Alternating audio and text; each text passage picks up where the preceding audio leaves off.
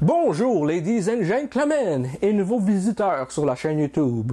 Ici Michael ou Mr Flamingo si vous préférez et bienvenue pour cette nouvelle vidéo. Avec l'année 2021 qui approche bientôt à sa fin, je me suis dit parlons maintenant des meilleurs et des pires films que cette année a pu nous offrir. Que ce soit des films au cinéma, en direct to DVD, direct to streaming, peu importe, tout ça c'est dans ce top-ci, mes 5 films préférés et les 5 films que j'ai détesté regarder. C'est parti! En 5e position, le film Wrong Turn, ou plutôt Détour mortel en français. Un film que j'ai critiqué, il me semble, en février. C'est un film qui, moi personnellement, je l'ai acheté via YouTube directement.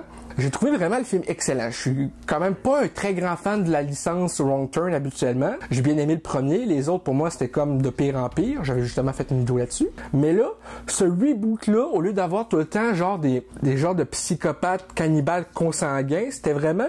Ce que j'avais aimé justement, c'est qu'au lieu de ça, ce qu'on avait eu, c'est comme vraiment une civilisation qui vive reculée, perdue dans les bois, qui vivent à l'ancienne avec de la fourrure d'animaux pour se faire des vêtements, tout ça. Et c'était pas juste une excuse pour nous crisser de la nudité là-dedans. Il n'y a pas eu de nudité vraiment dans ce film-là, de ce que je me rappelle. Et tandis qu'à partir du deuxième, c'était genre vraiment juste un film qui était là pour te crisser des personnes tout nues en train de fourrer dans le bois pour aucune fucking raison, alors qu'il y a du monde qui s'est tué par après ou avant, pendant et après. Je trouvais que c'était vraiment rendu inutile, rendu là après le premier. Donc pour ce 7e film de la licence, j'ai trouvé que c'était très rafraîchissant de voir ce qu'ils nous ont proposé là. En 4e position, Free Guy. Donc, le film Free Guy, ou L'Homme Libre, était réalisé par Sean Levy, si je me trompe pas. J'aime l'idée, justement, que ce film-là explore un monde virtuel avec un des personnages PNJ non jouables dans celui-ci qui a une intelligence vraiment plus développée que les autres personnages en réalisant qu'il est un personnage de jeu vidéo. Pas juste ça, mais la relation entre les personnages, que ce soit les PNJ dans le jeu qui ont une amitié entre eux autres, genre Ryan Reynolds puis son ami agent de sécurité, mais aussi les personnages dans le monde réel qui est joué par Joe Carey puis de Stranger Things puis je me rappelle plus le nom de la fille, mais elle joue aussi dans The Last Duel de Ridley Scott qui est sorti cette année aussi. Je pense que c'est Jodie Comer, un truc comme ça. Enfin bref, j'aime la relation de ces personnages-là justement, comme je disais, dans le monde virtuel, dans le monde réel, tout ce que ça amène. Pour moi, voir cette interaction-là, puis les enjeux qui sont établis, c'était vraiment un régal. En 3e position, Spiral from the Book of Saw. Je suis un immense fan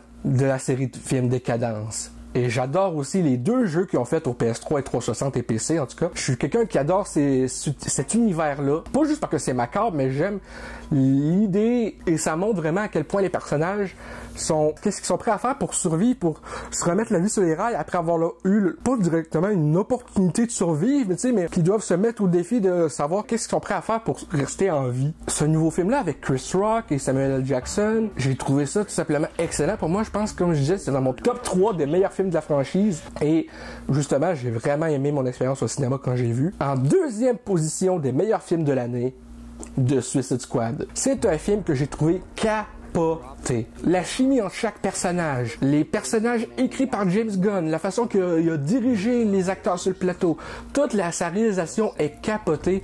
C'est un homme qui, je pense, est extrêmement talentueux et qui sait ce qu'il fait, que ce soit chez Marvel avec les Gardiens de la Galaxie ou chez DC avec The Suicide Squad et avec aussi The Peacemaker qui sort en janvier sur HBO Max. J'adore tout simplement ce que James Gunn a fait avec la licence Suicide Squad, étant donné que le premier film était vraiment surtout à cause des différences créatives entre le studio et David Ayer. Donc là, de voir ce qu'il a fait, de réussir à faire une suite qui relie pas du premier pour apprécier puis qui surpasse sur tous les points, c'était capoté. Et en première position, c'est une surprise pour personne, je pense bien, parce que je suis un fanboy fini. Spider-Man No Way Home est mon numéro 1. Spider-Man No Way Home était tout ce que je désirais voir dans ce film. Aucun spoil pour ceux qui n'ont pas vu ma vidéo critique avec spoil ou qui n'ont pas encore vu le film. Mais disons juste que j'ai passé un aussi bon moment. Je suis allé le voir 2 fois au cinéma avec les cinémas fermes au Québec et que mes problèmes d'anxiété reviennent. J'ai déjà précommandé ma copie en 4K. J'ai hâte à ce point-là de le revoir le film. J'ai très hâte de pouvoir le visionner une 3e fois parce que ce film-là, j'ai trouvé ça capoté, que ce soit la performance des acteurs, la chimie entre les personnages, l'histoire, les répercussions, tout ça, là, c'était capoté. Donc pour moi, ça reste le film de l'année. Oui, je suis un fanboy, mais je m'en calisse. On va passer maintenant au pire film de l'année, selon moi. En 5e position des pires films de l'année, Venom, Let There Be Carnage. Le film aurait pu être tellement mieux s'il avait été plus long pour établir plus de choses, parce que le film veut faire 1 milliard de choses en un film de 1h37. C'est pas assez pour faire tout ce que le film veut faire. Fait que là, le film, il va beaucoup trop vite. Il a pas le temps d'établir tout ce qu'il veut établir, et c'est là que le film se plante. En 4e position, The Conjuring 3. Écoutez, je suis un très grand fan des 2 premiers Conjuring. J'ai détesté tous les spin-offs qu'ils ont fait. Et là, j'avais espoir que la Conjuration 3 puisse être au moins au niveau du 1 et le 2, au minimum. C'était pourri, man! J'aurais préféré l'écouter au cinéma parce que là, je l'avais loué sur l'application sur le site de Cineplex, pardon. Et le son, déjà là, j'avais la TV dans le piton. Ça jouait vraiment pas fort. Le film, c'était noir. Les personnages, je les trouvais inintéressants. La famille Warren était tout... Genre, peu importe qu'elle soit ou non dans le film, je les ai trouvés vraiment blas dans ce film-là, genre vraiment... Genre, ils sont juste là parce que c'est un film sur la famille Warren qui vont aider des personnes, mais niveau histoire, je pense que j'aurais plus intérêt à regarder un vrai documentaire sur le cas dont le film est basé, plutôt que de regarder ce film-là nouveau. En 3e position, Resident Evil, Welcome to Raccoon City. Écoutez, je suis pas vraiment un grand fan de cela avec Milla Jovovich, mais après avoir regardé le nouveau, je pense que finalement, ça a vite changé mon avis. Je pense que ceux-là avec Milla Jovovich sont 1000 fois plus divertissants. Oui, il y a moins de fanservice. T'as moins l'impression de te manger un doigt dans le cul en regardant les anciens qu'en regardant le nouveau. Tu sais, parce que, comme je disais dans ma critique, le nouveau a juste des références au jeu, mais les références sont juste là pour dire, tiens, hein, tes vraies références! Puis une fois qu'après ça, tous ces éléments-là s'en vont, c'est genre, fait qu'au final, c'est genre, fuck off! Puis en plus, Léo Kennedy, c'est une hostie joke dans ce film-là, fait que... En 2e position des pires films de l'année 2021, Diary of a Wimpy Kid 2021, sorti sur Disney+.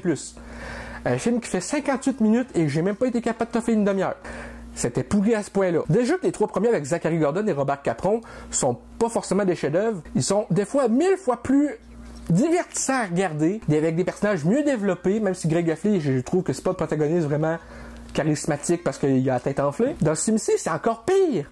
Pourquoi faire un film sur un personnage qui a une estime surélevée de lui-même, qui se dit « Oh, moi, je vais être riche célèbre un jour, patati patata ». Commence par finir tes études ou savoir ce que tu veux faire pour devenir riche et célèbre. Mais, il y a encore pire, hein. Vous voyez venir le numéro 1? Je vous laisse 3 secondes pour deviner. 3, 2, 1. Home Sweet Home Alone, tabarnak. Home Sweet Home Alone est un gros coup de pied aux couilles aux fans de la licence des Home Alone. Au moins des 2-3 premiers. Parce qu'après, le 4, 5 et 6, c'est tout des genres direct to video, direct to TV, direct to streaming. C'est juste les 3 premiers qui sont sortis au cinéma. Le 1 et le 2 sont imbattables. Le 3, je dirais qu'il est passable. Calice, le dernier qu'ils ont fait, c'était de la chenoute! Tu compatis plus avec les vilains qu'avec le Chris de Kid! Déjà là, c'est un gros red flag. Et j'ai pas dit Rick Flag comme dans Suicide Squad, là. J'ai dit un red flag. C'est pourri, man.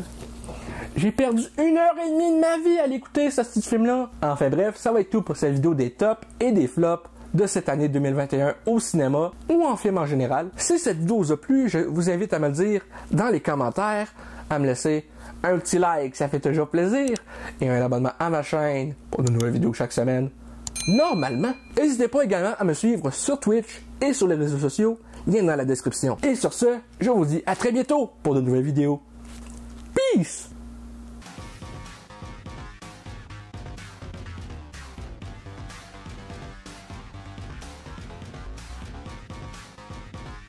Hey le grand, c'est quoi que t'attends pour t'abonner, sacrament?